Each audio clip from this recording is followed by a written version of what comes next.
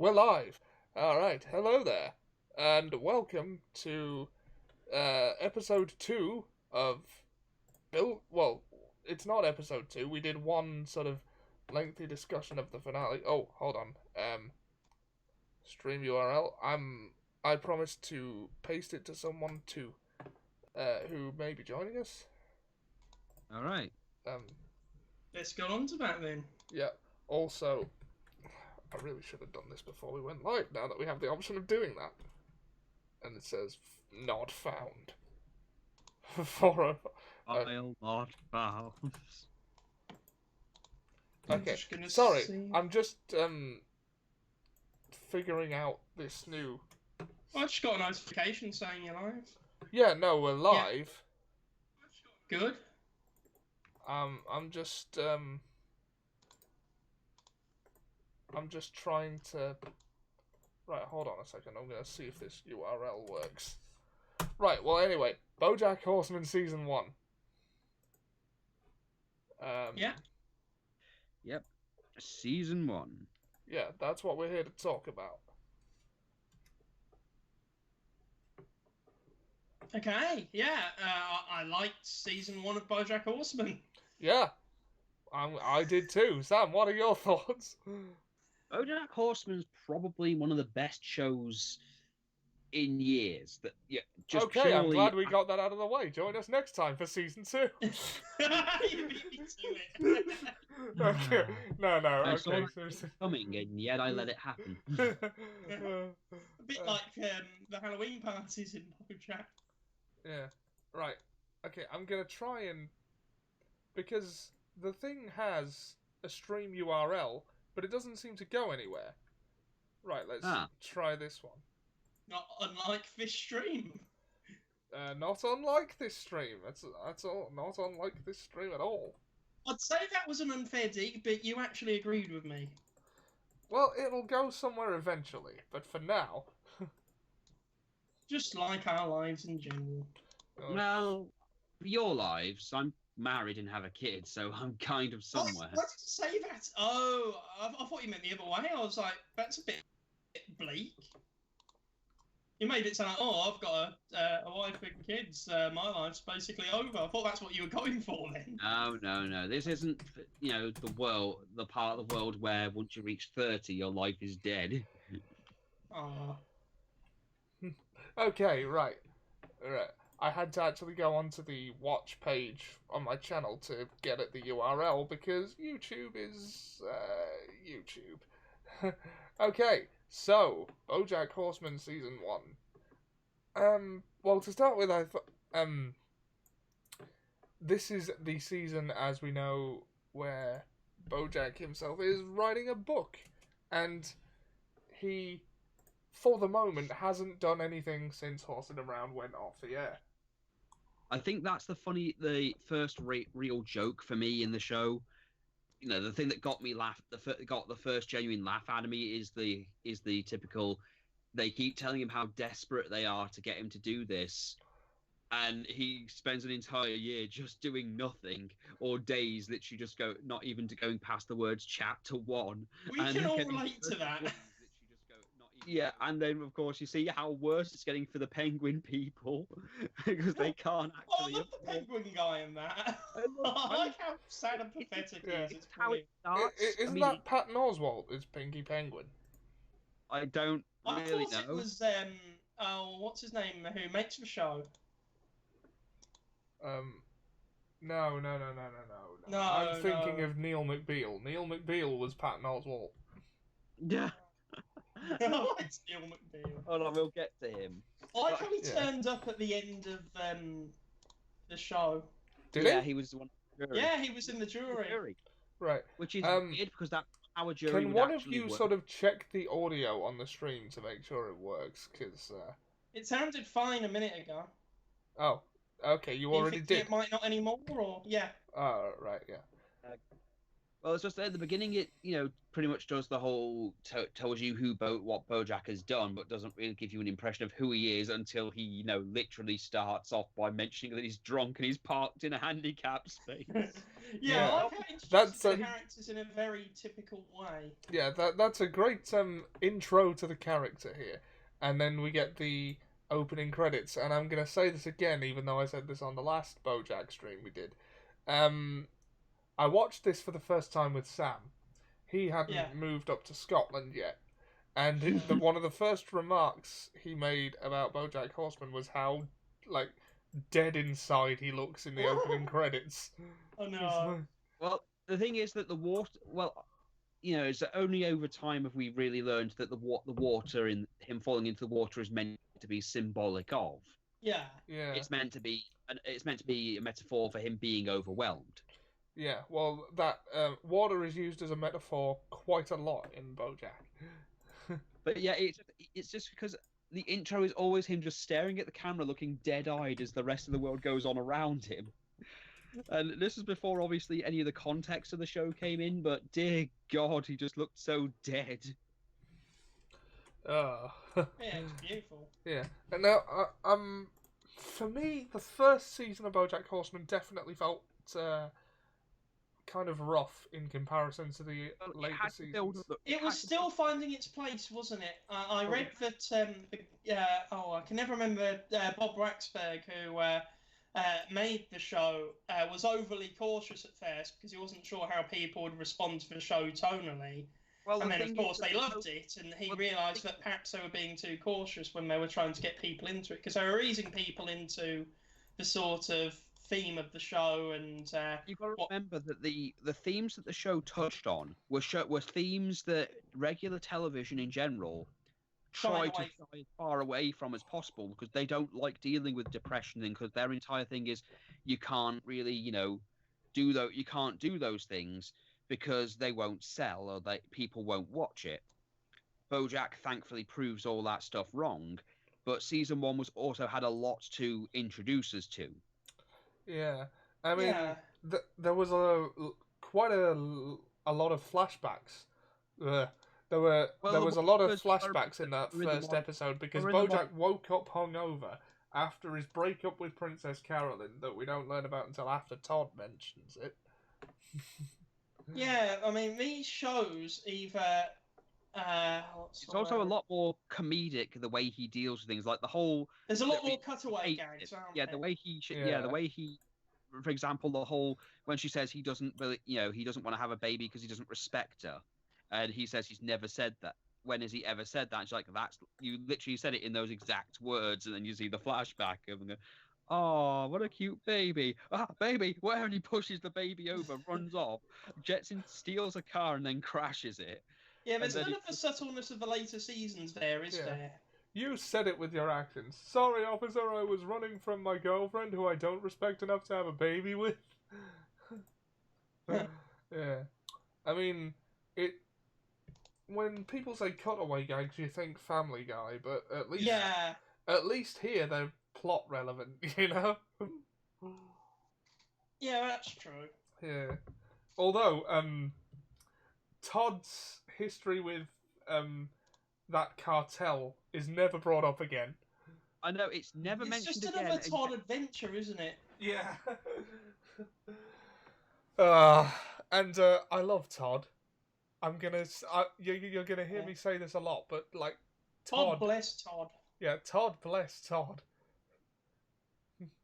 Yeah, and of course, season 1 brought us such delights as Boreanaz's house. Oh yes, that was one of the first running jokes I really loved in that show. Yeah. What I love with Todd in season 1 is from what Todd will become later. Yeah. Everything starts off as a kind of somewhat of a trope. Yeah, to Todd begin with, start out as the stereotypical slacker roommate. Yeah, but it's how every character breaks out of it. And Todd's whole thing is he's a gullible idiot. Although I still think, considering how they deal with the rock opera thing later, and of course, character actress Margot Martindale, just that thing. I love that her And- name in BoJack Horseman is character actress Margot Martindale. Yes. Yeah. That's I think the show grew into itself, if that makes sense. Well, yeah, because again, I mean, to be honest, BoJack talks about Todd the way that you're led to believe he is at that time. yeah. That he's just a simple idiot, and that BoJack talks as if he doesn't think that highly of him, even when Diane, because you're seeing it from Diane's perspective, Yeah. she's trying to learn about him throughout the season so she can write about him, but we're also learning about him in certain ways. I mean, the cutaways to his family are more tragic than they should be, but it's also some of the more quotable stuff, like the whole when he finally opens up about his dad. Yeah. Is that his dad? Because we don't really see, but in fact, Because it's Butterscotch. okay for them to do be not see caricatures at that point, because The thing is, we don't see much of Butterscotch until the later seasons anyway. We see a we lot don't more. really need to at that stage, do we? It's not about But it's him. like mad at him for making a card that doesn't look like a heart, and then slaps him for giving the wrong. Yeah. And it's the way he words the answers as well. Do you go around the horn like a gentleman, or do you cut through it like a Democrat? I like how he just used loads of archaic references to things that people will neither know or care about. Yeah. Yeah, or the fact that he tore down Bojack's clubhouse, treehouse, because he used screws instead of plain old Christian. Oh god, yeah. Yeah. Although that first episode helps us settle into who this character is and what his situation is. Yeah. And we know as much as we need to, and if it's a bit heavy-handed, sue them. But Bojack becomes completely complex as the series goes on, but because again, he really doesn't know what he wants until he gets it, really. No, which is quite a thinks- relatable trait, really. It is relatable, and I think that's the thing. Bojack is relatable as a character in terms of in some ways, but he's not exactly something to aspire to. Yeah, I like how the show sets him up as someone who's very relatable, but later on says why that's not always a good thing. Well, I've mentioned before that he has a similar thing to Rick from Rick and Morty, but the difference is everyone kind of latched on to Rick as if this was something cool to be around.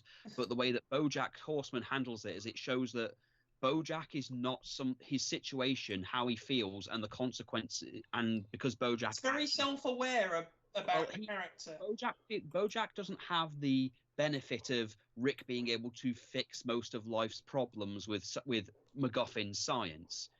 He has wealth, so he sort of has the same thing to some extent. But in reality, he has to live with the, when Rick doesn't like something, he just goes to another universe and just doesn't have to deal with it again. Whereas BoJack has to live with the consequences of the things he does, and consequence kind of becomes a big thing later on. But the season 1 sets up everything from his treatment of Sarah Lynn and Todd to his feelings about Diane and Mr. Peanut Butter, all the way to Sarah Lynn, which will become the biggest thing of all. Okay, so shall we go through episode by episode?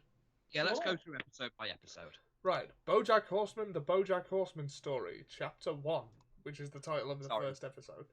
Yes. Starring BoJack Horseman. Written by BoJack Horseman.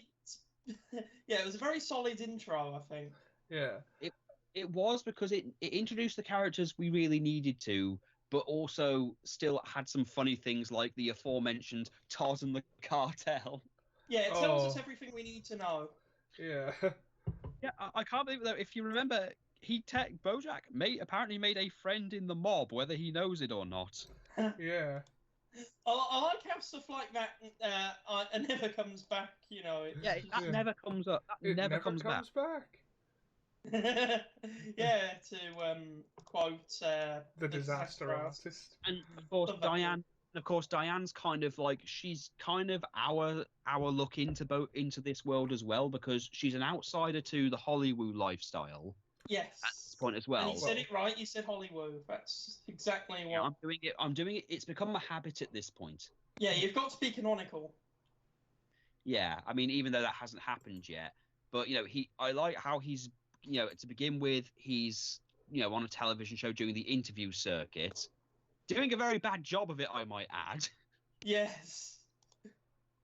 I mean, that could almost be foreshadowing in a way, I couldn't mean, if it? I went on a TV show and mentioned that I was drunk and that I just parked in a handicapped space and I wasn't going to do anything about it, Yeah. although I did like his take on the show itself when people keep talking about how shit it is, and his take on basically the sitcom formula in general. Yeah. Everything that no matter. I mean, what it's all a big meta commentary on sitcoms, it's isn't the it? whole thing, as he mentions with sitcoms, it's true that something will happen in the show and everything, but deep down that unless it's a two-parter or something, that everything is going to be resolved within 20 30 minutes. Yeah, BoJack loves its meta commentary. Yeah. In fact, you know what? It's almost like a follow-up to The Simpsons, because The Simpsons was one of the first shows that really commentated on the sitcom genre in that way. It was satirizing. The Simpsons was satirizing the era that they were made in. The problem is that they became the very thing they were mocking. Oh yeah, well that's a different subject altogether. Yeah, that's the problem with them. BoJack's thing is, well, they were making fun of things true as it was happening, but that's a conversation. Both are of their zeitgeist, Yeah, that's a conversation for later. But then, of course, after the interview, we soldier on. Yeah, and we'll do our best. Yeah, and of course we meet Princess Carolyn, who is his. She's my favorite. She is, in my opinion, and you can argue with me until we die. I think Princess Carolyn is the single most complex and well-written character in the entire show. There is definitely a case for that. And this is a show that's chock full of characters who are very well written and very complex. So, but it has multiple arcs going through her life, multiple things showing just how broken she actually is. Something she's got to overcome, and then by the end, she finally gets some narrative. But she's given so many of her own personal hurdles to go over that and they came at a time. Well, we're skipping ahead a bit, but they come at a time when the show doesn't have to rely on BoJack even being there for the show to even work anymore. Anything, I could only see the show returning if BoJack isn't a major part of it, which is an odd thing to say. But I feel like his character arcs more or less come to an end, whereas there's a lot more that could be done with the other characters. If that makes sense. In fact, actually, I would say that Princess Carolyn is the only character that gets anything resembling closure. Eventually. Yeah. Probably, but then again, she doesn't have the same problems everyone else does. Exactly. She has a different set, but yeah. She has her own insecurities, but she doesn't have the same insecurities that, say, everyone else has. It's a matter of her. There's a lot. I don't want to do any more without spoiling stuff, but the next scene actually introduces Todd. Yeah. Well, we're not going to go scene by scene because that's going to take forever. Be here forever. Well, the next bit introduced the whole Todd relationship and the whole, BoJack BoJack treats the whole thing with Todd like Todd just turned up one day and won't go away.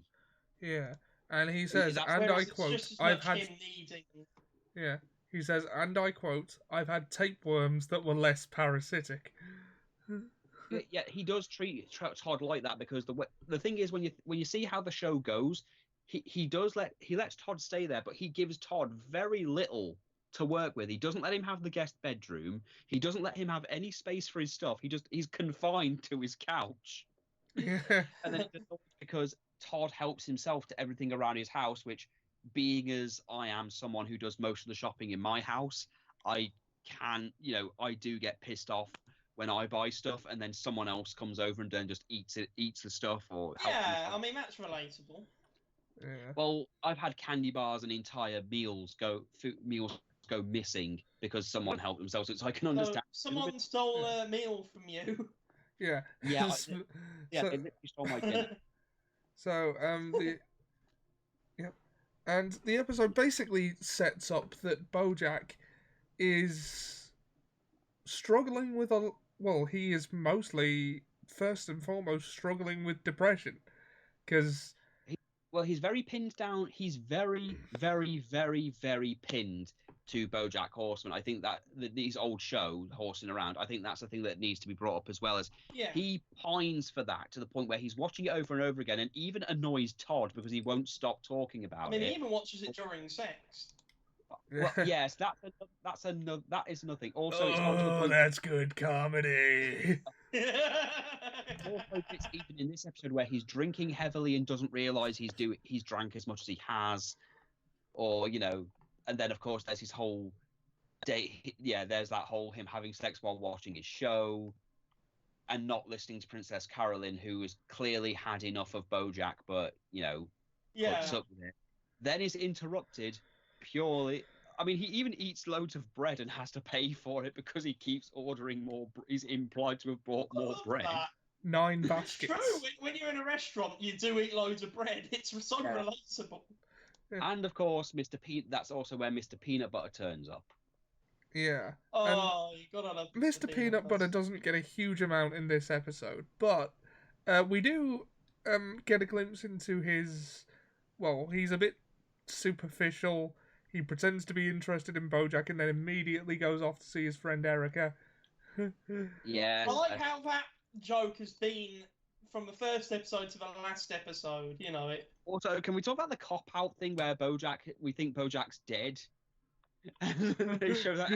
Wait a minute. I thought we were talking about the first season. Oh, right, yeah, we were. Yeah, because that comes back later. Yes, I know what you mean. And he goes, he died of a broken heart because you didn't appreciate him enough, and now he's gone forever.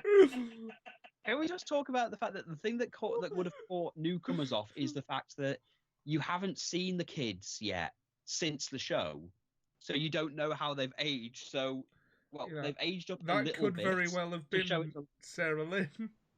Yeah, it's shown to be. It's shown that they've aged up, obviously, a bit. The show is great at portraying the passage of time, really, when it comes to the design of the characters. Because you can look at BoJack from one period and know that it's from when it was the 80s and he was doing all the comedy clubs. You can look at him at one point and think, well, yeah, that's how he looked in the 90s when he was doing Horsing Around. The characters' looks change well. You even have a sort of a teenage version of Sarah Lynn and an adult version and a child version, when she was very young. The next part of the episode is the stuff where they keep telling him to, the doctor just told him he's got to take it easy now. Yeah, and the book was stressing him out, and Pinky Penguin has recommended Diane as a ghostwriter. I like how the doctor who tells him to take it easy actually comes back in the last season. Yeah, but it's the fact that they tell him that he's got to take it easy, and then Princess Carolyn flat out says, take it easy. He doesn't do anything. He's got no responsibilities. He doesn't work. He's literally does nothing but take it easy. Do you think you can take it any easier? I can try. Try. And, I can personally attest to this as someone who has sometimes been in similar situations. For someone with depression/anxiety to hear that they don't do anything, so what are they stressed about, is not helpful. I mean, it shows why... That was the least helpful thing, that was the least helpful thing Princess Carolyn could have said in that situation.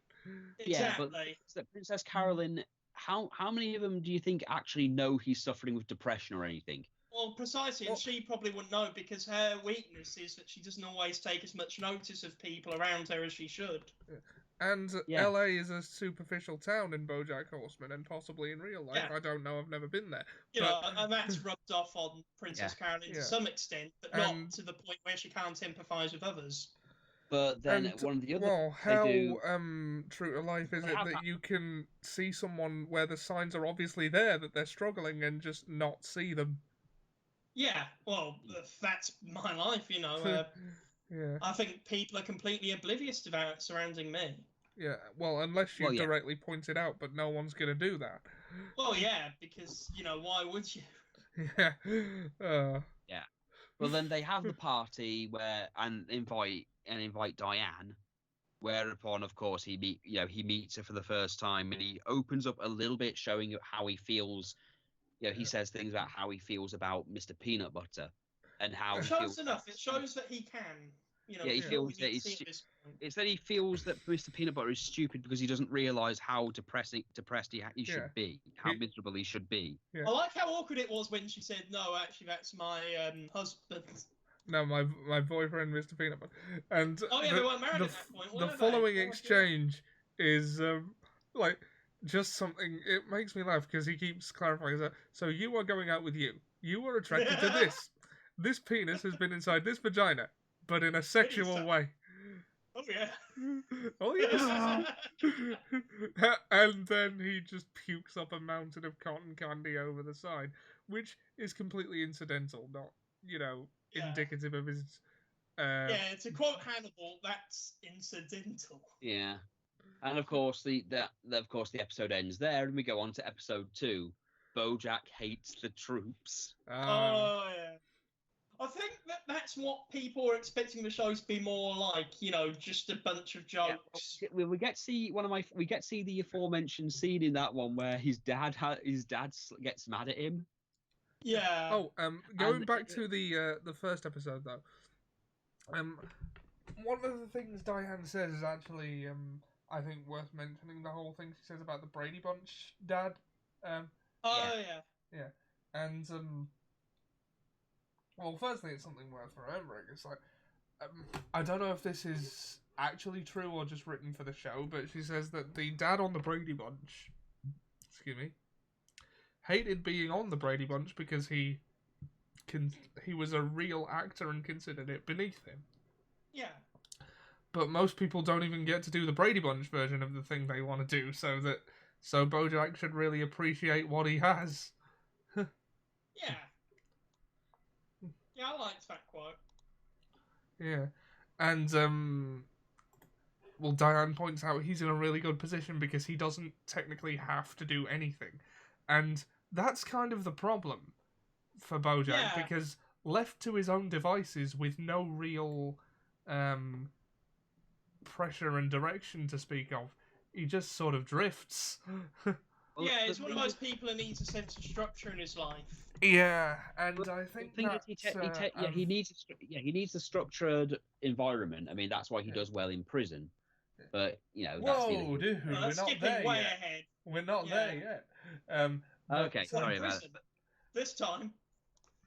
But then of course the next one is when he's still trying to write his book, but then he buys those muffins. Meanwhile, Todd is dealing with a scammer, and the things he's saying, it's clear that he's being scammed, and no one comments about it. No one comments on it. Goes, what should I get her for a present? Because she wants a framed picture of my mother's maiden name in social security, and it's so oblivious. And then of course there's also the fact that Todd apparently speaks Japanese. Yes, I was going to mention that he can speak Japanese enough to know that he's apparent they tried to scam him only to find he's only got a little bit of money in his account. I like the George Bailey thing. Then he got that money later after BoJack buys the muffins. Well, he buys the muffins just to spite the seal. That is a very BoJack thing. That's the thing. Yeah. He doesn't the even seal, want the voiced by Patton Oswalt, who was also Beta 7 in Rick and Morty, for those who are keeping score. But he said he didn't even want the muffins, but because the guy would not stop going on, he bought them anyway just to spite them, and then ate them all the way home. He ended up on the news, to which Diane then tries to tell him to just ignore it, because maybe if he ignored it, and this becomes a thing that's mentioned later, they'll forget about it within time, and instead he calls in and starts arguing about it, and then it gets to the point where he says how then it gets to a TV debate thing. It escalates to the TV debate where he then calls the troops jerk. Well, he doesn't call the troops specifically jerks. No, he just says most people are jerks. And the fact that one particular troop was a jerk. He said, "I'm sure a lot of the troops are jerks," and they took that and sensationalized it, saying BoJack said the troops are jerks, and that's what happens, isn't it? I like how it's sort of an early.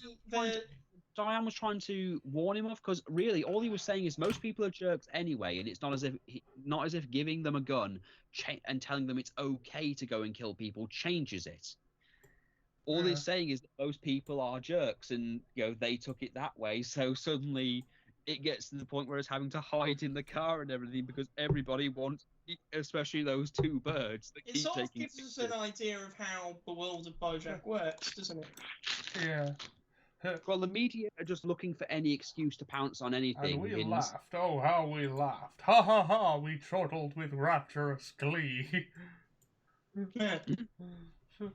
There is nothing funny about stealing a meal from Neil McBeal, the Navy Seal. I love when they write in tongue twisters like that. Me too, and I like how. Oh, there's a lot more puns in season 1 as well. There's what? There's a lot more puns in season 1 as well, or just wordplay jokes. Yeah, I like that they do wordplay jokes. Yeah, like oh, right, that's not in this episode. That's a little more. But, yeah. You were supposed to mask the spoilers, not give them. Yeah. And the episode culminates in BoJack going to Mr. Peanut Butter's house for a reality show that never comes up again. Yeah. Just, like... Well, that's on brand for Mr. Peanut Butter. He's always doing like an idea of the week that he'll immediately forget about when he gets excited about something else. Yeah. I think a lot of it is down to the fact that he's a Labrador. Yeah. Yeah, I like how that comes across in his personality. Yeah, but then it doesn't even matter anyway when BoJack does apologise and does say the troops are heroes and everything just to get everything out of the way. They don't care because Mr. Peanut Butter's got a bucket on his head. Yeah, and then like that just.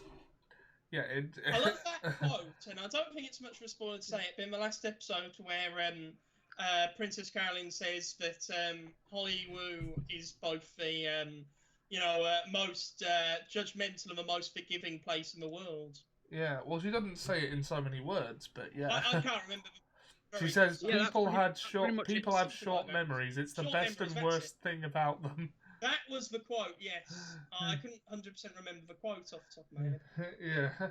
And that's basically it, and then we move on to Prickly Muffin. Ah, yes, and I see that you know your BoJack well.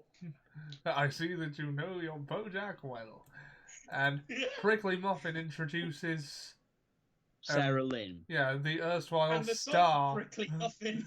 Yeah, but we get to see a bit of her. We get to see her time on the show, her rise after the show, and then her fall with, that dolphin woman, Sextina Aquafina. Oh yeah. Oh, you know what? Then of course, and then the Andrew I did appreciate the Andrew Garfield to Garfield cat jokes that he does like Mondays or lasagna, and no one but Todd gets it.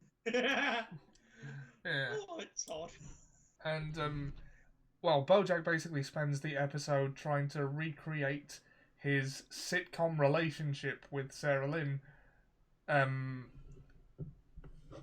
it sums up everything wrong with the way he's living his life. He expects closure, he expects it to be like a sitcom with a happy ending and easily resolve problems. He encourages everything she does and gives her no boundaries. And Diane clearly points it out, and Todd even gets sucked into the sex pile eventually when, Sarah Lynn is clearly aware of what she's doing. Yeah. And of course, she just does whatever she wants, knowing BoJack will let her do it. And when he does try and do something, she flat out goes at him, and just to pretty much tell him how worthless his career was compared to hers afterwards. Yeah. Oh, Sam, did you know that the voice of Sextina Aquafina, at least in this episode, is also the same person who voices Lana in Archer? I didn't know that. Wow. But she pretty much, she makes it clear that she's not. At least in this episode, I don't actually know. She makes it clear she's not the child from the show that he's trying to treat her like. She's like, a full grown, and he's like, yeah, I'm not. You're an adult. I'm an adult, and then that just leads to them, Yeah. Sex. Yeah. But I like how it comes up later how sketchy that was. No, in weird ways, like how she sets fire to. Things, and then stops to put it out with her boob, and then your boob is a very impractical way to put out a fire. But then when it finally becomes too much, and he tries to take her to rehab, she just decides she's not going to go. She's going to find another friend who will let her, and she just flat says that she pretty much says that she's she's gotten to the point where she doesn't have to grow as a person and can just keep going from place to place until she dies a very untimely death. Yeah, that A was lot of very South foreshadowing Park there. like in how direct they were with the message of the whole thing. It's like, yeah, Yeah, I think the early BoJack could be actually. yeah, Maybe it was a bit heavy-handed. yeah, the big neon sign that says "This is what celebrity culture does to people." Yeah, we live in a society. And That's really all you can take from the Prickly Muffin episode is We live in a society. it's just foreshadowing. and that everything is because of that society, as BoJack says. He's not. Yeah, BoJack doesn't have to take any responsibility because it's clearly society's fault, and he just goes on. Oh, I love that quote. I didn't do anything wrong because I can't do anything wrong. But then, of course, it just means this is just a foreshadowing for things to come, really, when it comes to Sarah Lynn, who will become regular. Yeah. So, as often happens with BoJack, stereotype characters like Sarah Lynn, who you can see a lot of Britney Spears style, like there's a lot of parallels and allegories and the stereotypical child star that got big and didn't adjust to it as well as they could have. There's variations of that, like Macaulay Culkin and I mean, I think Sarah Lynn has a lot of parallels with Miley Cyrus as well. Like, so I'm thinking, the pop star thing. Although with the time frame, I think Britney Spears would probably be a better example. Yeah, I think it's a combination of many different tropes. Yeah. But you know what I'm trying to say. She's that kind of character, but she does eventually sort of grow. But that's basically all she gets to do this season. So... Yeah, a lot of characters don't have their potential properly tapped. I think it's fair to say in the first season, which is okay. The first season is very is a lot more sitcom than the rest of the season, than the rest of the series. We go on to one of my personal favourite episodes after this, Zoe's and Zelda's. Oh, I love that episode. Yeah, it's one of the only. It's one of the only. It's one of the only episodes where we actually get to see a bit of Mr. Peanut Butter's show, because the implication for a while has been, what's been mentioned by BoJack is that Mr. Peanut Butter, he'd had a show which was just a rip-off of his show. Yeah. And later also in the show we get to see some of the production, and the working title was Untitled Horsing Around Knockoff. And I like how that remained in, I think, was it season 4 when we first see Mr. Peanut Butter running for governor, and we have a flashback to his first day on the show. Yeah, but then of course you see one of Diane's ex-boyfriends. Yeah. Who's writing a BuzzFeed article. I like how that character sums up everything that Diane doesn't want. Like on the surface you'd think this person, is the sort of person who would suit her. But, when you dig into it more, you realise that, someone who's similar isn't necessarily someone who's best, which is sort of foreshadowing BoJack later, because, he's got a lot in common with Diane, and that wouldn't necessarily be conducive to a healthy relationship. No. Without going further into that one, but then, of course, the main theme of this episode is that it's another continuation of BoJack ripping on Todd, but then deciding to try and prove Diane wrong by supporting Todd. And during that whole supporting Todd's rock opera, he at first comes across with some of the most offensive jokes you can think of, like, that was worse than 12 9/11s, or imagine if the Holocaust happened every 4 years like the Special Olympics, I'd rather that than your rock opera. Yeah. But then it turns out he's actually listening, and then he starts helping him. Yeah, I liked that. But then he starts learning more about Todd to the point where he actually starts liking him. But then he's faced with the reality that if this succeeds, he'll lose Todd. Well, I think BoJack has always sort of ran Todd down to try and keep his self-esteem low, because subconsciously he doesn't want Yeah. Todd to think he can go out on his own. I Because mean, like you say, it's heavy-handed, but it's said in as many words, isn't it? Yeah. And But then you find out that Todd had that addiction to that video game, and Yeah. that's what caused him to. And it's just Robotnik's Mean Bean Machine. Which is actually Puyo Puyo. Get your fucking facts straight. I like how it just turned out to be something completely mundane. That was Yeah. great. It's a puzzle game. Decapathon 4. But then, of course, that fucks him over, and BoJack then starts giving him like token gestures of, "Oh, it's okay. Here, I feel bad. Here, you can have that. You can have more closet space." And then it turns out he fucked him over using character actress Margot Martindale. Yeah. I don't feel good about what we did, BoJack. But yeah, the I really do like this episode because, well, we learn a lot more about Todd's personality, and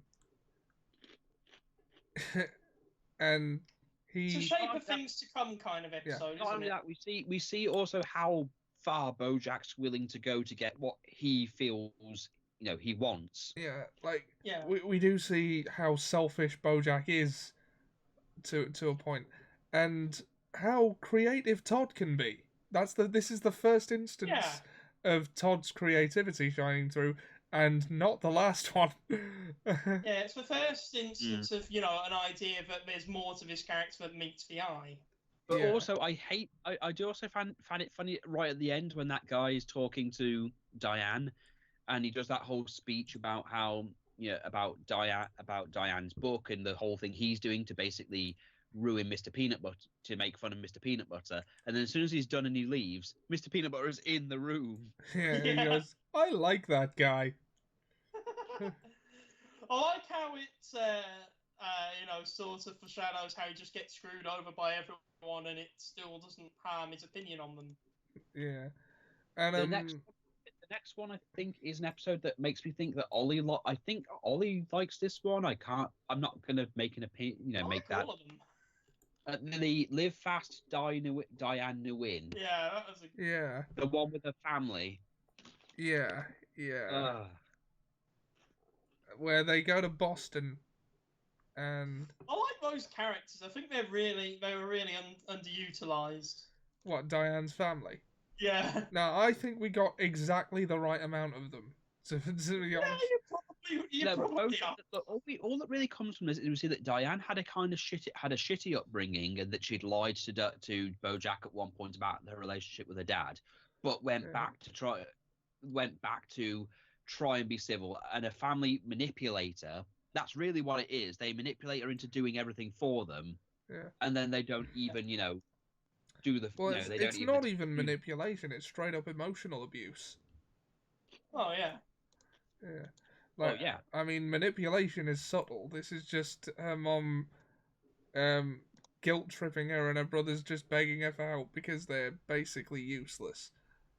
Yeah, and she doesn't want to. And then of course, then they show the Cryan video. Literally, keep a videotape to laugh at the time they did something really fucking traumatic to her. And then BoJack doesn't help after she's basically been pushed to boiling point because she's done everything they wanted her to do, and they don't give a shit. It's one of the first times where we're really challenged to have a problem with BoJack, if that makes sense. Well, well, there is that, but it's the fact that she does all that and she's pushed to breaking point because no matter what she does, they still treat her like she's selfish for having a reasonable argument against them.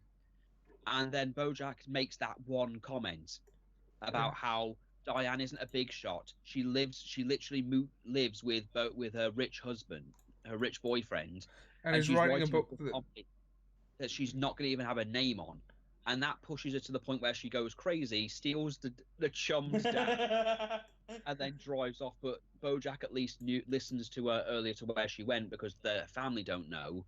I think that's a good instance of. He tries to do good by her. Yeah, it was well intentioned. Writing that fake letter that she appreciates. Yeah. But then does give her the advice of, you shouldn't really care what these people think of you at all. And Well, that and with Todd's rock opera, there are a couple of instances that, for all of BoJack's bluster, he does listen and he does care about these people. Yeah, it's a good first example of him being well-intentioned, but not going about things the right way. Yeah. Oh yeah, And and of course, this leads to, well, I'm trying to remember. I'm trying to remember what Todd did in this episode. No, that's Wasn't that later the- episode. Wait, wasn't that whole scam thing where he basically made the Borealis house? yeah, the Yes, subplot. that's right. The subplot for this Yeah. episode is Borealis' house. The subplot to end all subplots. And yeah, I love Borealis' house, especially the bit where It's one of my favourite jokes from early BoJack. yeah, especially the bit where they part of the tour is his room and he's rigged up a Ferris Bueller's Day Off style puppet. Doesn't Todd go to prison in this one? Is it this one? That was think the it- Hollywood episode. I think he gets arrested for the That was Borealis. the D one. Oh, he That gets was the D- arrested in this one. He spends the next episode in jail. Yes. Yeah, because I remember the jail one because he meets that guy in prison who just says, "Oh, new, right? Well, stick with me." And then just some random guy comes out with 2 knives and just goes wild and stabs the fuck out of him and just walks off. Yeah. Would you like a Boreal head? No, but I don't know what it is about that one bit. Yeah. But I just find one bit funny where he just comes over and he just shanks the guy and then just like rapidly and just runs off, walks off. Yeah. The Bless these story thing where eggs. it's just a one-up. Eggs from the fridge. Yeah, the Our Story is a D story where Mr. Peanut Butter gets a little jealous because, well, BoJack and Diane are actually connecting Yeah, and they're having being kind of conversations he pally. can't join in. So then they start having one-upsman competitions to the Oh, I point love that episode. where he buys the restaurant, which And I like how that's still a plot point until practically the end of the show. Yeah. Yeah. Oh. to the point where he steals the D. And I like how Hollywood stayed until almost the end of the show too. How Yeah. did he get it back to his house? Yeah, he steals the D, and then of course Mr. Peanut Butter just happens to have a helicopter, agrees to help him and stuff. Meanwhile, Todd's getting between 2 gangs of basically a Mexican gang and neo-Nazis. Oh yeah, that was funny. Who knew that neo-Nazis knew so much about Nazis? Well, that he. I happens agree to with the Latin kings on social issues, but fiscally I'm more of an Aryan is a line that tops. Yeah, that was a good one. Of course, when they find out, the gang comes together and then tries to curb stomp his ass until the breaks and he escape and See, everything. you guys aren't so different. Then, of course, Mr. I Peanut like Butter. how he tried to do that speech. But then, of course, Mr. Peanut Butter steals the D. Well, claims he stole the D, and they let him get away with it because it's okay for Mr. Peanut Butter. But if it was BoJack, Well, people just like Mr. Peanut Butter, so they Yeah, don't want and I to. like how he's sort of got plot armor because of that. Yeah. And of course, they keep it as Hollywood For the Diane- entire show Oh, up until that point, from that point No, on. And the next episode actually starts with my favorite speech, the "You gotta get your shit together" speech. Wait, that's oh your yeah, favourite because speech? that was the first time we saw that. Yeah, Princess Carolyn, who meets that turtle guy, who is one of my personal favorite background characters. Lenny Turtletaub. Oh, he was great. Played by J.K. Simmons. The plot of this episode is mainly Princess Carolyn merging her agency merging, and I remember it because one of my favorite things is while everyone's right because they're not sure what their job is. There's a guy being chased by a wolf, Yeah. and also we hear a lot of Tom Vanessa Gecko. Stamos is dead. We hear a lot about Vanessa Gecko up Yeah. until this Oh, point. I and we love the actually meta think joke of Gecko- Vanessa Me Gecko because too. her name is Vanessa Gecko and Princess Carolyn describes her as scaly. And you know, it all sets up for her being some kind of a reptile, and she's just a human. Yeah. And of course, BoJack goes on. Rated those bait and switch jokes.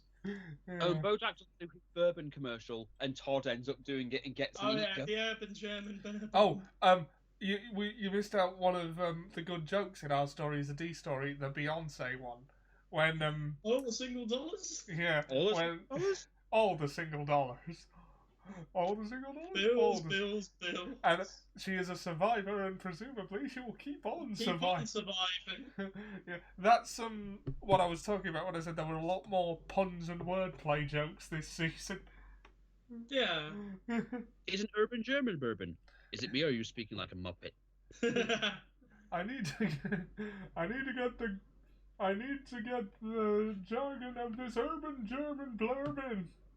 I also Vanessa Gecko becomes BoJack's agent, and she gets rid of those people who took the pictures of Sarah Lynn and him having sex. And she plans to, and she does come up with some good legal stuff of, well, you had to have a permit for this, but I'm sure you already have that, and also tries to frame them for a murder. The murder of Tupac. Do that. Somebody's got to take the fall. And when you throw in the murder of Tupac Shakur.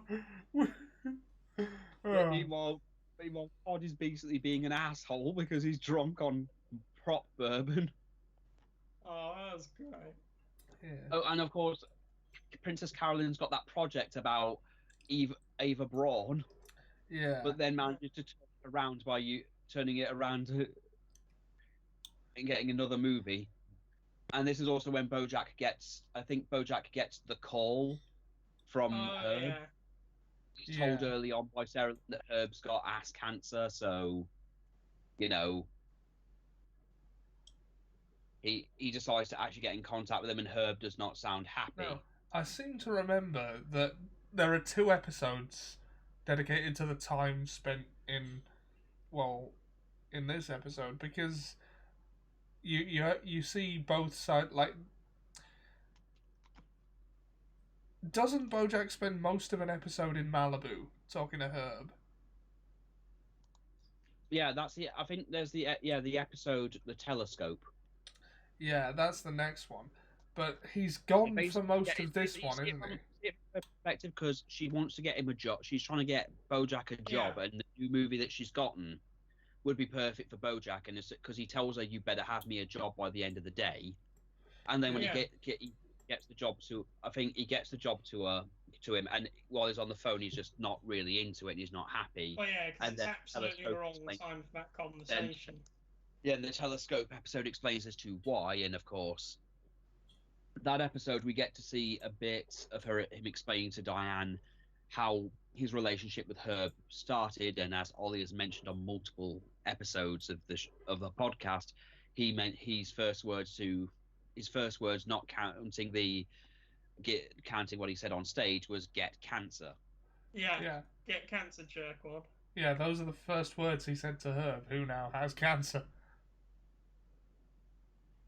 But then you see like the growth of him doing, waiting tables and being a busboy and stuff in the 80s, and one of my favourite jokes, generic 80s theme song, beep beep boop boop. Yeah, I think we'd better speed this along because we're nearly an hour in. Bloody hell. Yeah. 1999. Yeah. Oh. Episode 8. We've got 12 episodes, so. Yeah. Well. Telescope. It also introduces us to Charlotte. Yeah. Yeah. Who seems to be more in tune with BoJack than she is with Herb, but then we see that horsing around gets started. Everything seems fine, but BoJack starts to be a bit of an ass. Him and Herb start to disconnect quite a lot. And I really want to bring this up because this is one of my favorite episodes because of the whole Herb relationship, because it hits me for a reason that I don't really understand why it does. But while I was watching some of the old scenes, the commentary is a lot of people were arguing over if BoJack was right or not to do it, and some of the responses were, I don't think people got the episode. Some people said it was okay for Herb to be fired because he was gay, and that's not why he was fired. Yeah, I think they've missed the point. Because of public indecency. That was the problem. Though, again, the whole point of the issue was that BoJack found out about it, and I do love the whole. They mentioned horsing around on the news, and he's like, "Oh God, what have I done now?" Yeah. And then he sees Herb's done something for once, and then they start actually talking for the first time in a while. Yeah. And Herb tells him that the network is gunning for him. Yeah, and he because the needs whole both. issue wasn't that he didn't, resign on his behalf. The whole issue was that he sort of abandoned him afterwards. Well, yeah, he asked BoJack to stand by him, and he agreed to do it over the whole, you were my friend, you're my friend, I wouldn't be here if it wasn't for you. And they actually start talking a lot better than they did before. And then the meeting happens where BoJack can't even get a word in. With the woman who serves her coffee and doesn't drink it. That's a crime against coffee right there. Yeah. And she pretty much tells him that, to not support Herb because this could be the end of his career if he doesn't. So he ends up supporting the network. Doesn't say it out loud, he just goes quiet and agrees. And then we get to see Herb's jokes to begin with. I was uncomfortable, but then I loved them.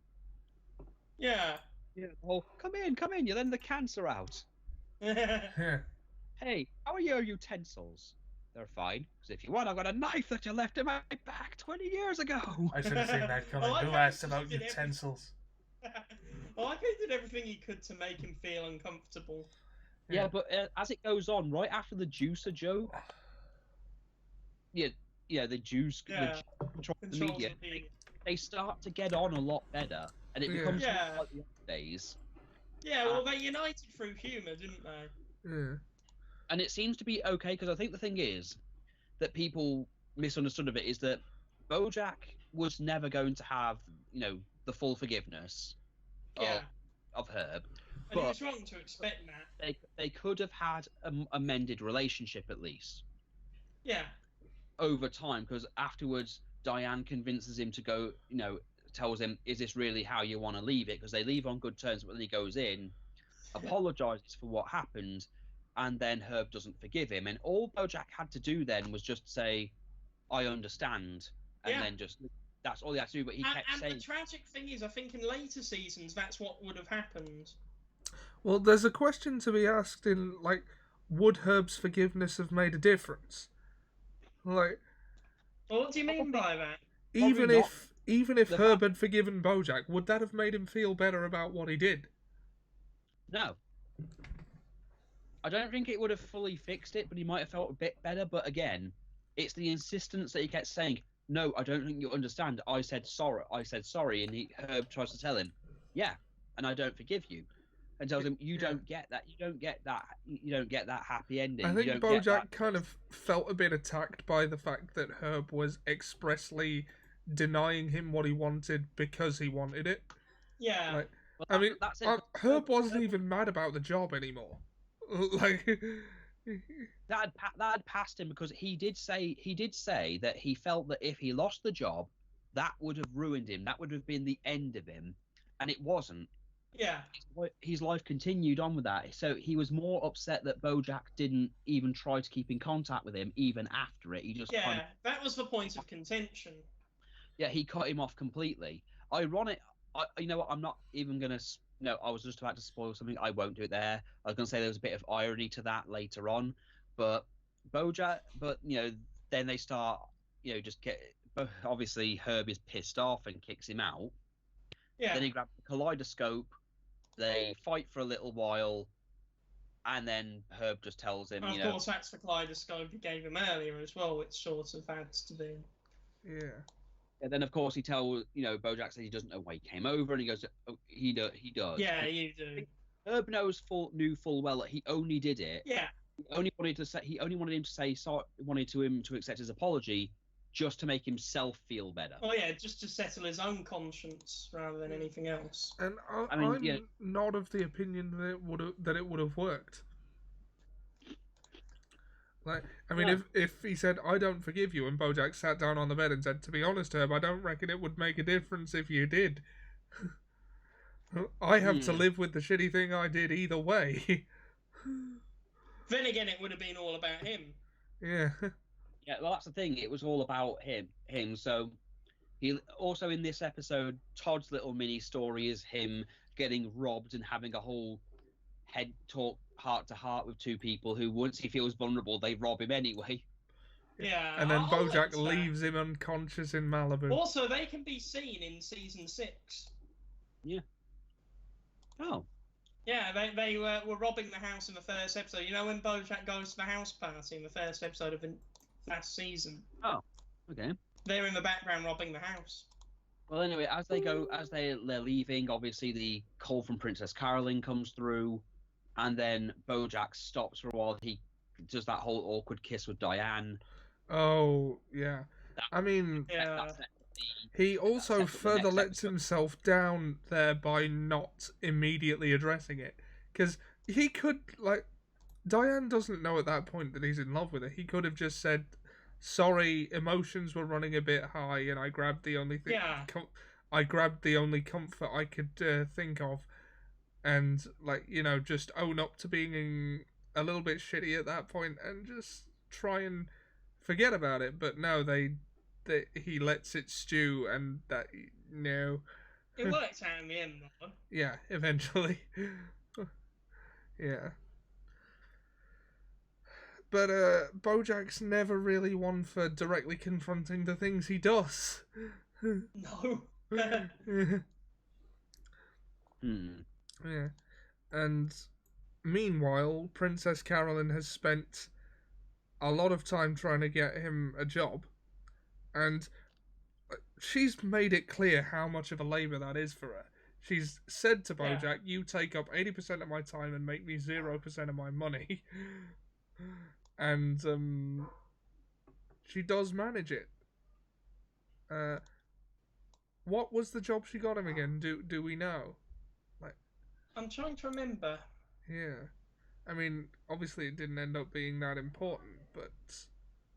Well, oh yeah, all I remember- she gets him the lead for the Mr. Peanut Butter stealing the D for Diane movie. Oh, that's right. Yeah, which that one. hardly was of Well, any importance yeah, that's the later on. episode after. That's the episode after the next one, which is when Diane goes back and then goes home, and suddenly, you know, the wedding thing is happening, and BoJack makes it his personal mission to keep trying to sabotage it. Yeah. Why is he Martin so Day. good at sabotage? But the thing is, none of it works out, and just makes her make. He's even told, stop it, because all you're going to do is keep pushing, you know, pushing her into his arms. Yeah. Yeah. And, well, in the next episode, Horse Majeure, Yeah, that's the one where he's trying to sabotage the wedding. yeah, and it doesn't go well. And then he's... Find out in next week's BoJack Horseman. Yeah. And then One Trick Pony is the next episode, where BoJack is shooting the Mr. Peanut Butter movie as Mr. Peanut Butter, with Wallace Shawn playing BoJack Horseman. Oh, I loved that. Apparently Wallace Shawn has an BoJack addiction to buying priceless artworks. Well, anyway, yeah, that I hot, like the but yeah, ridiculous stuff like that. at the end. also by this time Todd has figured out about the receipt and the game and everything, and he's Oh, like, yeah. in I love wants to the go back scene to when the- he's trying to figure that out. Yeah. So, you know, he's smarter than, you know, give credit. Yeah, but then Yeah. then BoJack starts. But to he figure figures out, it out with Yeah. complete moon logic. Like, what does it I know, all but I mean? love the fact Am I that grasping thinks at he- straws? Straws! Straws are a Yeah, thing but you drink from. I like the fact that that BoJack thinks he's caught on and he's trying to sabotage the role, but he's not. He's just like doing stupid And then he shit. does anyway. Yeah. There he goes. Straws are a thing you drink soda or water, which can be used to water plants. And Margot Martindale was a plant, which means BoJack hired Margot Martindale to make me find that game so he could kill my rock opera. Oh man. And then after it's over, it's like, okay, you sabotaged my thing like I sabotaged yours as revenge. And it's like, revenge? Oh, that would have been such a good idea. And then of course, after that whole thing, I mean, the only other thing in the episode is I can't remember the actress, but she's playing Diane. So BoJack actually starts thinking that that she's. It was someone real life, wasn't it? I want to say Naomi Watts. Yes, because I remember someone said Naomi Watts. Yeah. But that leads. So yeah, that's really all. Other than a Quentin Tarantino parody, that's a tarantula. Tarantullino. So then that leads to the next episode, Downer Ending. I'm trying to. That Jack was is the here. first. Oh yeah, I forgot. Right after the episode, he Jack basically says, finds out nearly that his 2 book. hours and you're still streaming. It's not nearly That's 2 how hours, good is the it? show is, and it And he must said, be. God, I hate this program. When will they send BoJack to the glue factory? You've never seen it. Yeah. Well, anyway, BoJack finds This out is about true. his book, and he doesn't like it. So yeah, it's then, too honest. So he said. It's when you find out what he actually wants from it. It's like, how are you going to get you? So you wanted it to lie, basically. Yeah. And he wants it to be awesome. He wants it to be awesome, but then she leaks it through BuzzFeed. Yeah, you could make the like case that how that she's guy painting him comes in a negative light. But, well, as BoJack says, this isn't warts and all. It's just warts. Where's the all? Yeah. But then, of course, this takes it so, Penguin Publishing admit that she was acting unprofessional, but it's doing great. And they're even telling BoJack, it's doing great. People's reactions to it are amazing. So he decides to fire Diane and write it himself, which ends with him getting Sarah Lynn back and finding Doctor Who, the Doctor, not the television show, to get loads of drugs and go on a drug-induced, all kinds of weird things happen in this one, and this becomes the start of the trend of the weird episodes, like when they're fighting with brooms, they don't know if the brooms are guns or not, and I liked that. then time disappears, and then suddenly once it's all over, and all the weird shit. Well, obviously, the jokes about Doctor Who's name and BoJack making the reference and nobody getting it, that he's talking about Doctor Who, the BBC show. Yeah.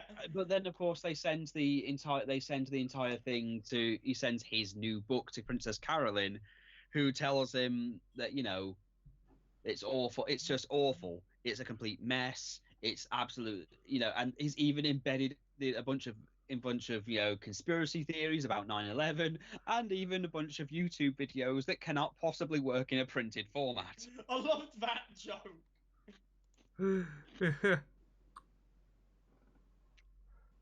So then he's forced to, though through his drug-induced hallucinations, he was forced to speak to, the Snoopy version of Diane, who kept telling him it's not too late for him to become the person he wants to be, but then he wants to hear it from the real version, so he apologizes to her and they get the book published. And it actually starts. I like how she doesn't give him an immediate answer. Yeah, I like that the book does become a success because she mentions that it makes people more relatable to him. Yeah. And you even see people reading the book, including Herb and even Andrew Garfield. He later learns that it's the best thing that's ever happened to him. Yeah. One of the many best things that ever happened to him, and not one he's just rationalizing. Yeah. And of course, this leads to him maybe getting the role, maybe being considered for the role of Secretariat. Which is his dream role. Yeah. Yeah, his actual full-on dream role. Yeah. I love the hallucination he has with his mom, where like, can't live on Won't Street. That's not a hallucination, that's just a memory. I know, but I like it's hard to tell with this show. I know, but I just love that phrase. It's right next to, well, they say can't is the second cousin of cunt. Oh. What was that from? I don't know. I've heard that one said once though. Yeah. In fact, you can burn all books because my book, written by me, is gonna kick your dick off.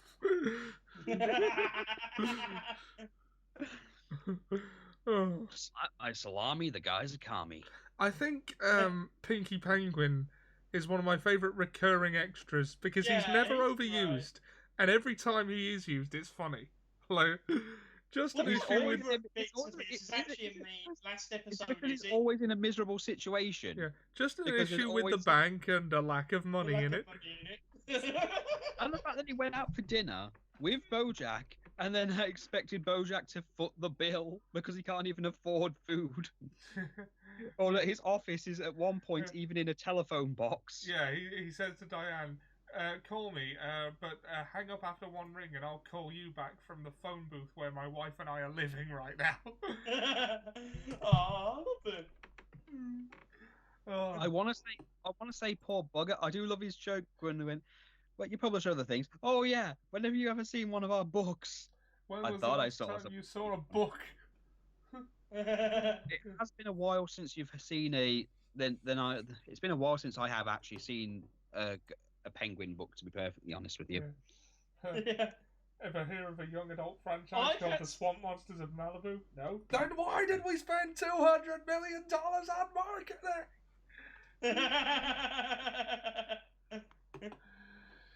Ugh. Yeah. But that brings us to the end of season 1. Yeah. Well, Love season 1. one of the things I love about the Downer Ending episode is, well, the One Trick Pony episode as well, is BoJack, on his drug bender, has a lot of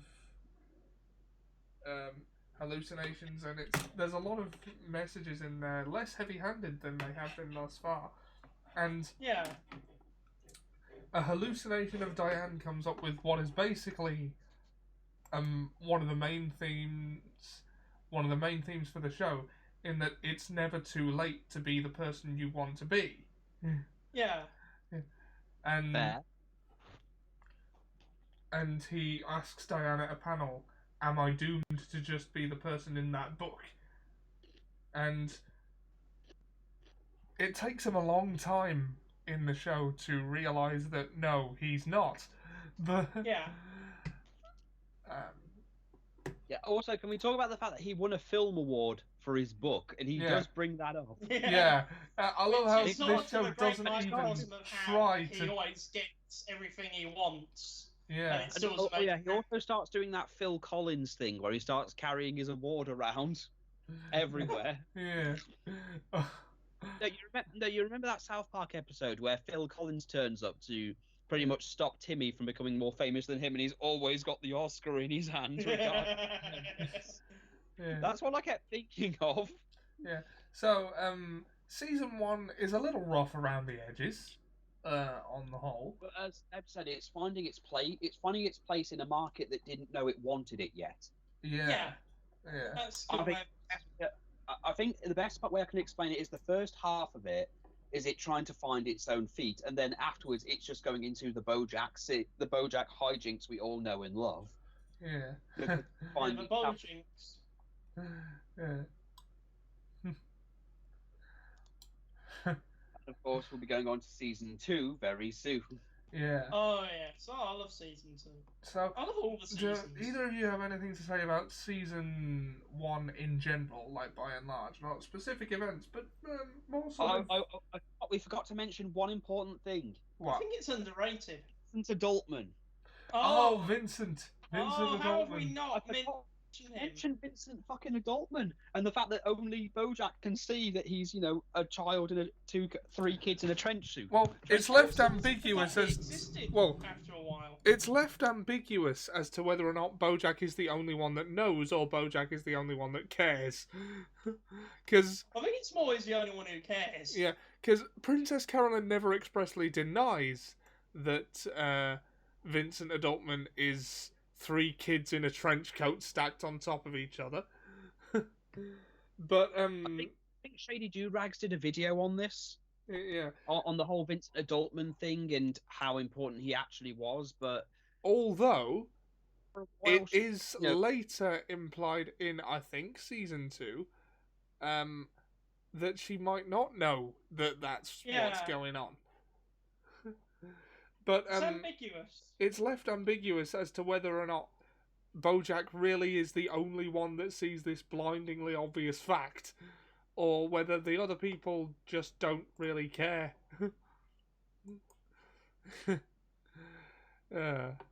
It's sort of a bit of both, really, isn't it? Yeah. Well, Vincent Dortmund, I don't think he does any harm to anything. I think that's what he doesn't do any harm to the plot. He's a good running gag, especially the later episodes where he turns up. Because because really all he's doing is it's just how obviously childish the things he says. Like he works at the business factory. Yeah. And I think you could turn this into a commentary on the fact that nobody's actually listening to him, because superficial town, people don't actually listen to each other. That's been a theme throughout the, Oh yeah. But I love the fact that whenever anyone that he considers business and the boring things to be adult stuff, there's no even indication as to why he's doing adult things or why he wants to do those adult things. That's interesting. But when kids do, don't they? They try to seem grown up. I know, but then when you see Princess Carolyn wants to do fun things, he sees that as childish. Yeah. And she has to keep saying, no, it isn't childish to want to do these things. So I'm looking forward to it when we review season 2, because season 2 has one of my favourite things in it as well, the chicken episode. And also, I love the chicken episode. It's mainly because of Officer Meow Meow. Yeah, Officer Meow Meow Fuzzy Face. Yeah. So, what are your favourite season 1 episodes, people? I honestly have to say the telescope is my favourite, but it's for a weird reason, because it's not an episode that makes me laugh as much. It's just a good one. Yeah, it's a good one, but it's also the fact that the herb thing, it gets to me, and the whole relationship between BoJack. For a while, I've mentioned before, I always worried that I'd be like BoJack, and because the issue again is that he just never contacted his friend. Yeah. And I've always felt that because I moved away and everything. I mean, I know this isn't the case, and you've even said this to me. Oh yeah, it's very different in your and everything. case. I didn't abandon you. I didn't abandon you when you.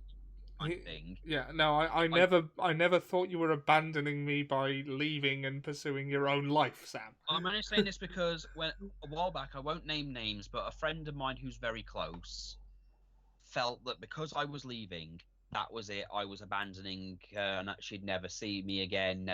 Completely ignoring the fact that you're doing your own thing. And well, the thing is, I told them there's multiple ways for me to get in contact with her, and to be honest, it got to the point where she was able to come up and visit me, to be my best man and everything else at my wedding. So that it was unfounded. But the fact is that, again, BoJack could have had there were many ways he could have contacted him. Even if he called up to apologise for what he did, it could have been the start of, fixing things. But as we've seen as a theme with BoJack's way of fixing things doesn't always work. No. Yeah. I think my favourite episode may be Zoe's and Zelda's, the rock opera one, but it also rock opera one's fantastic. It also might be the one where they're shooting the movie at Mr. Peanut Butter's house with Quentin Tarantino. Yeah. Oh, and the movie doesn't even end up being a movie, just a bi-monthly curated box of snacks. Bought into all of Todd's rubbish. Yeah. What the hell happened to the movie? Yeah. No, hold on. Oh, What's wrong? It's a very good show, and I think the central sort of it's hard to identify a consistent through line with season 1, because it is much more a sitcom episode of the week type of thing than the rest of the show. Yeah, the show evolves, which is good. Yeah. I mean, the show evolves and gets significantly better. No, because as fun as the sitcom show of the week thing is, it's only so sustainable. Yeah. And I think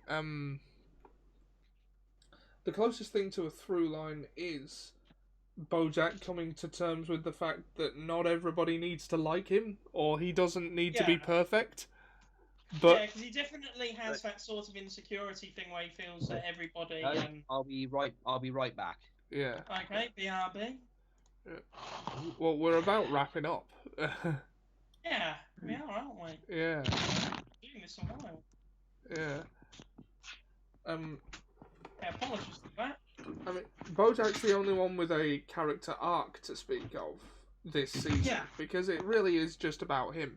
Which is an interesting contrast to later seasons. Yeah, a lot of which could quite feasibly happen without him. Yeah. Yeah, exactly.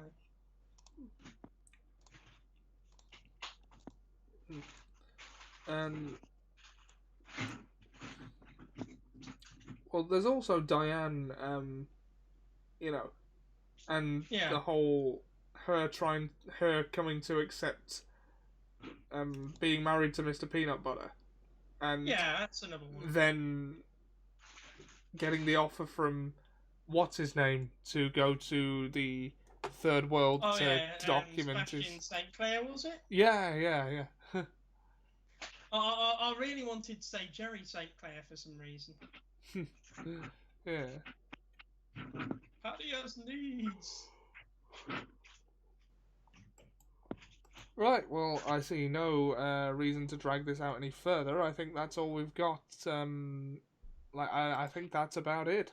Yeah, to quote Porky Pig, that's all, folks. Yeah, so thanks for joining us.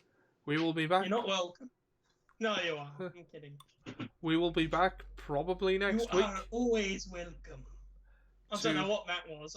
Was it a reference? I have no idea. We will be back in however long it takes me to rewatch season 2 to talk about season 2. Yes. Right. So, I don't know where Sam is. Where's Sam? What? I mean, where can he be found on the internet? I think his name. Oh. I mean, I don't want to. I don't want to cut. No, I don't. I don't want to cut out the stream without him having a chance to, close it out with us. It doesn't feel right. It feels rude. Yeah, I mean, you'd never want to be rude, would you, Ollie? Why do you say that sarcastically, like I'm often rude? Just to wind you up, really. It's a bit TBH. I'm far less rude than you, thank you very much. Yeah. You C word, I don't know. I was actually about to say that in the vein of Sir Nicholas in that YouTube poop. You. Oh, boy! You. I think it says it's so friendly. I don't know how punching sound like one of those cartoon punching sounds. Okay, I'm back. Okay, well, we're just closing out the episode, so if there's anything you want to say it now.